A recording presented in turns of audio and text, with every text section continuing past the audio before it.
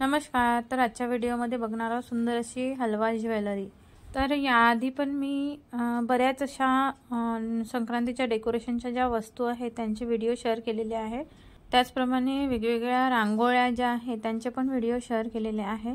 तर यासारखे वेगवेगळे व्हिडिओ बघण्यासाठी माझ्या चॅनलला व्हिजिट नक्की द्या आणि माझे व्हिडिओ जर आवडत असेल तर लाईक करायला विसरू नका आणि माझ्या चॅनलवर पहिल्यांदा आला असेल तर सबस्क्राइब करायला विसरू नका।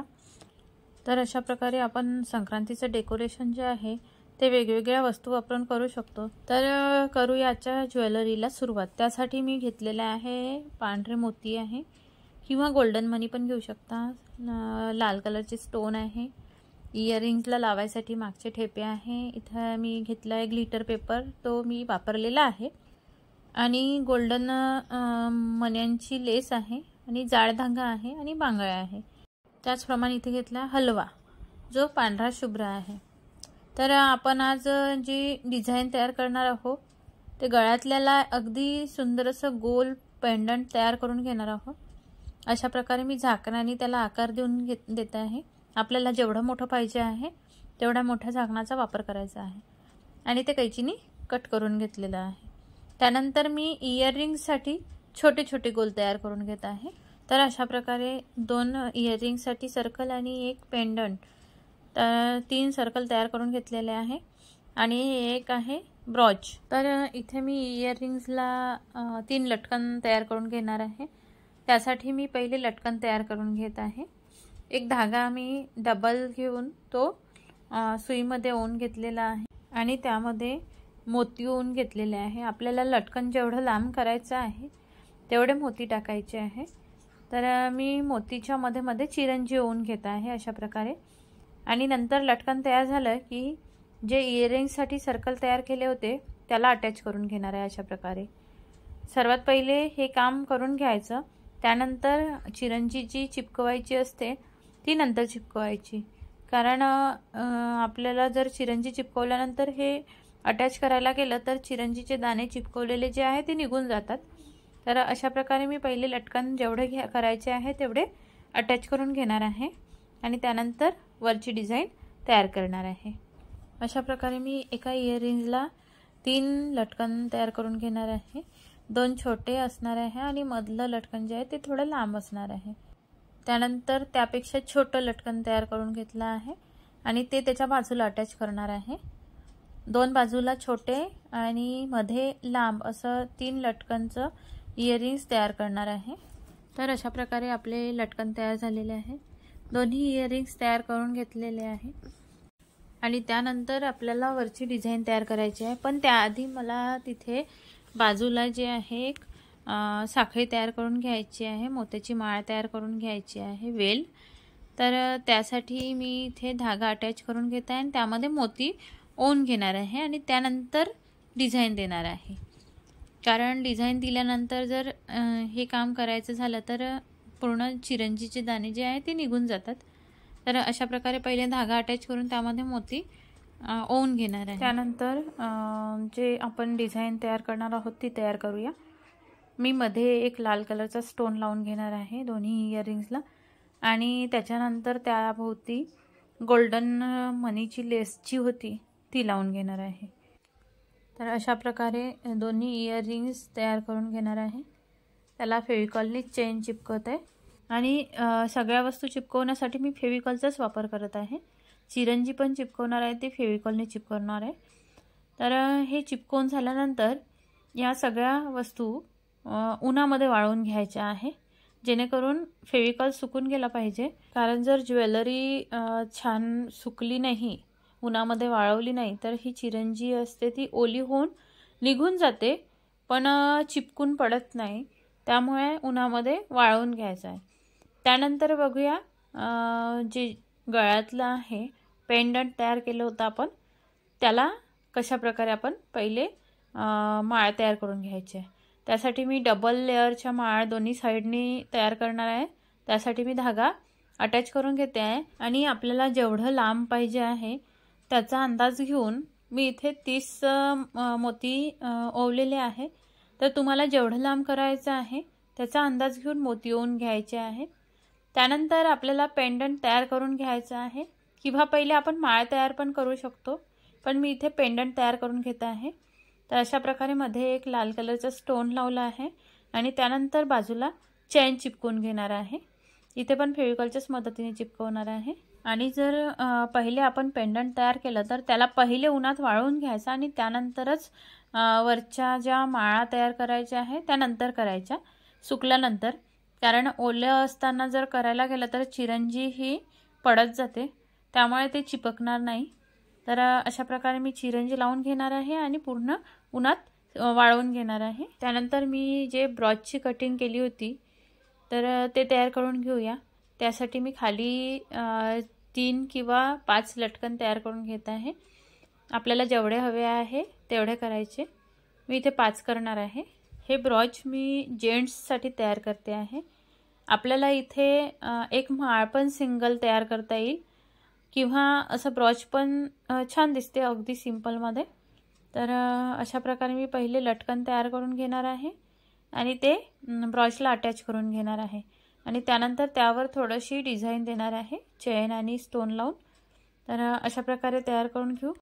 आणि प्रत्येक लटकन तयार झाल्यानंतर त्याला मोती हा एकदा त्याला गाठ तयार करून अशा प्रकारे फिक्स करून घ्यायचा, जेणेकरून तो इकडे तिकडे सरकायला नको। आणि त्यानंतरच जिथे आपल्याला लटकन अटॅच करायचं आहे अशा प्रकारे अटॅच करून घ्यायचं आहे।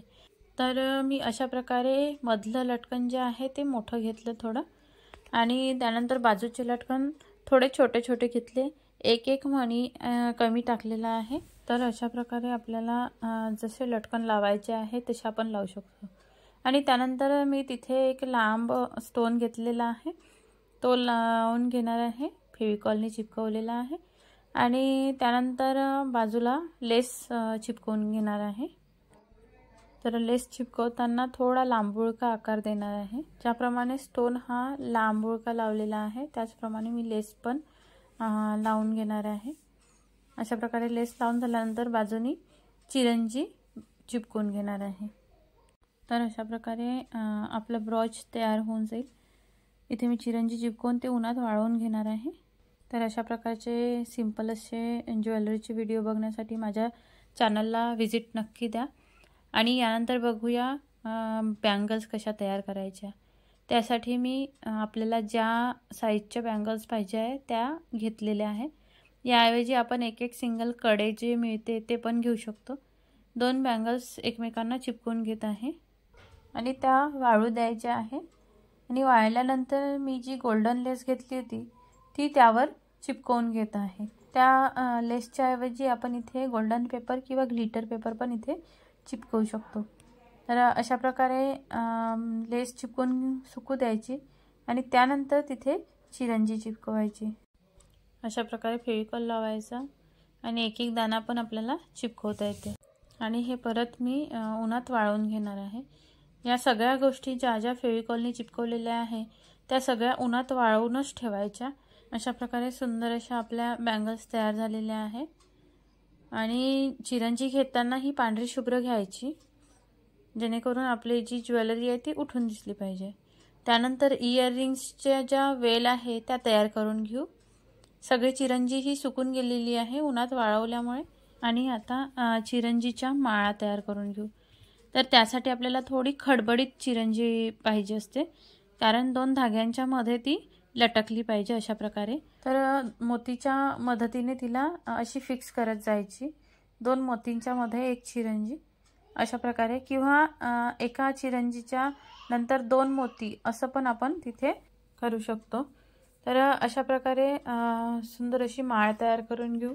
आणि अशी माळ जर नसेल करायची तर आपण एक सिंगल लेस तिथे अटॅच करून अगदी बारीक लेस घ्यायची आणि त्यावर चिरंजीचे दाणे जे आहे आपण चिपकून घेता येते।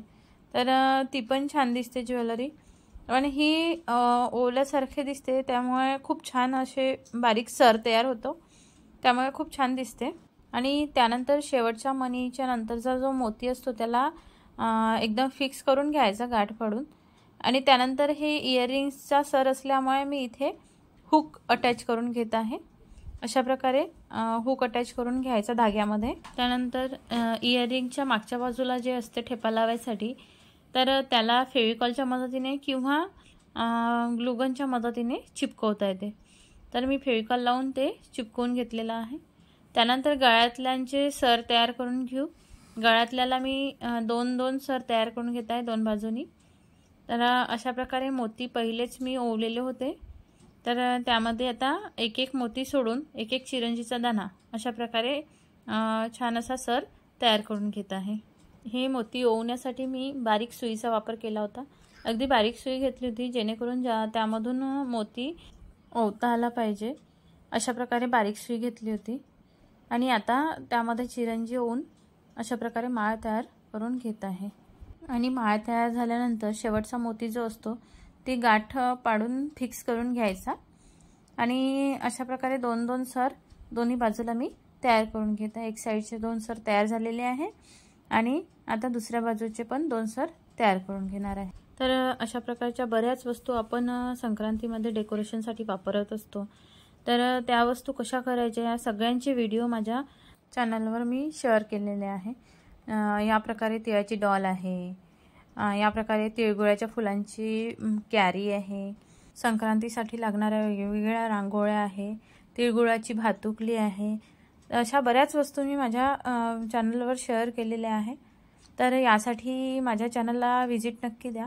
आणि माझा आजचा जर ज्वेलरीचा व्हिडिओ आवडला असेल तर लाईक नक्की करा आणि छोटीशी कमेंट करायला विसरू नका।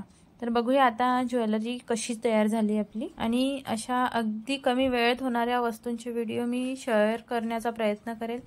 तर अशा प्रकारे सुंदर असं 2 सरी आपलं एक नेक पीस तयार झालेला आहे, लॉंग नेक पीस आहे। आता त्याला मागच्या बाजूनी गोल्डन लेस जी आहे ज्वेलरी लेस ती बांधून घेणार आहोत। अशा प्रकारे त्याला अटॅच करून घ्यायची आहे। ही लेस यासाठी की मागच्या बाजूला जर चिरंजीचे दाणे जर आपण माळ ठेवली तर ती चिरंजी मानेला रुतते। आणि अशा प्रकारे जे मी ब्रॉच तयार केलं होतं त्याला साडी पिन असते ती साधी, ती चिपकून घेतलेली आहे। एक तर ती आपल्याला फेविकॉलच्या सहाय्याने चिपकवता येईल किंवा ग्लूगनच्या मदतीने चिपकवता येईल। तर हा सेट जो आहे त्यामध्ये इयरिंग्सला आपण अगदी एक सर ठेवलेला आहे, तर आपल्याला त्याऐवजी 2 सर पण तयार करता येते। पण मी इथे 2 सर तयार केलेले पण व्हिडिओ शेअर केलेले आहे। तर यातली कोणती डिझाईन तुम्हाला आवडली तर कमेंट नक्की करा। आणि व्हिडिओ आवडला असेल तर लाईक करायला विसरू नका। आणि माझ्या चॅनलवर पहिल्यांदा आला असाल तर सबस्क्राईब करा। धन्यवाद।